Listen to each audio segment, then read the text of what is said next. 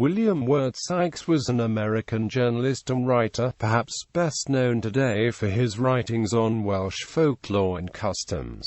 Early life. William Wirt Sikes was born in Watertown, New York, the son of William Johnson Sikes, a prominent local physician. He was the seventh of 11 children, of whom only 6 survived to adulthood. Sikes himself was seriously ill as a child and almost lost his hearing, so he was largely educated at home. At 14 he went to work for a printer and learned how to set type. He supported himself thereafter by typesetting, contributing to local newspapers, and giving temperance lectures. At the age of 19, on August 28, 1855, he married Jeanette Annie Wilcox. They had 2 children, George Preston Sikes and Clara Jeanette Sikes.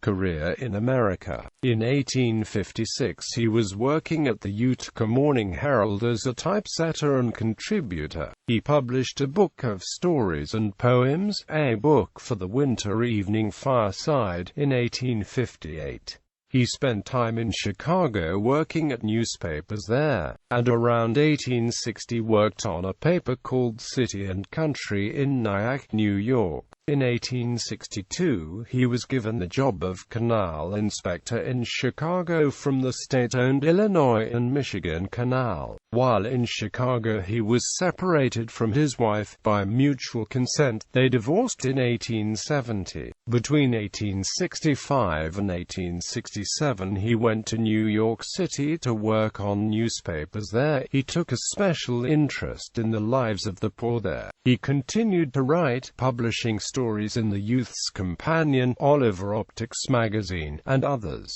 He published 2 novels, The World's Broad Stage and One Poor Girl. Sikes gave lectures and was represented by the Boston Lyceum Bureau from 1869 to 71. He married fellow lecturer Olive Logan on December 19, 1871. In Europe, after the marriage the couple went to Europe, where they continued to practice journalism. Sikes produced a biographical and critical piece on the Wirt Museum for Harper's Magazine in 1873, which was later reprinted by the museum. In June 1876 Sikes was appointed U.S. Consul at Cardiff, Wales. Over the next few years Sikes produced a number of pieces on Welsh folklore, mythology, and customs, collected as British Goblins, Welsh folklore, fairy mythology, legends, and traditions, and rambles and studies in Old South Wales.